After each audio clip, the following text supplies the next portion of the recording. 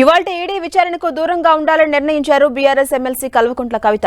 Supreme court నుంచి రక్షణ ఉత్తర్వులు ఉన్నందున తాను విచారణకు రాలేనంటూ ఈడీకి సమర్పించిన లేఖలో స్పష్టం చేశారు. కేసు తేలేంత వరకు హాజరు కాకూడదని ఆమె నిర్ణయించినట్టుగా తెలుస్తోంది.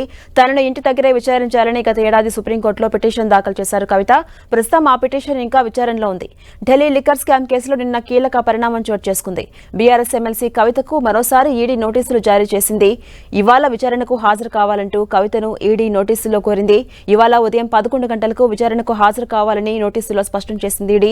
దీంతో తెలంగాణలో రాజకీయాలు మరోసారి ఇంట్రెస్టింగ్ గా మారాయి.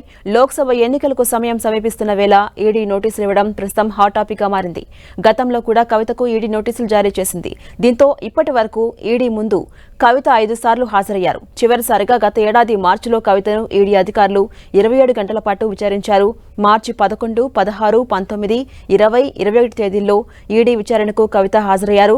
కవిత ఇచ్చిన స్టేట్మెంట్ ను ఈడీ అధికారులు రికార్డు చేశారు. తన 8 ఫోన్స్ ను ఈ సమయంలో ఈడీకి కవిత సమర్పించారు. 2022 డిసెంబర్లో సీబీఐ మొదటిసారి కవితను విచారించింది. గతంలో అరుణ్ రామచంద్రన్ పిల్లయ్యతో కలిసి కవితను ఈడీ విచారించింది. అయితే తాజాగా ఆయన అప్రూవర్ గా మారిపోయారు. ఇక ఇప్పటికే సౌత్ గ్రూప్ తరపున శరత్ చంద్రారెడ్డి, మాగుంట శ్రీనివాసులు, మాగుంట రాఘవ అప్రూవర్స్ గా మారిపోయారు.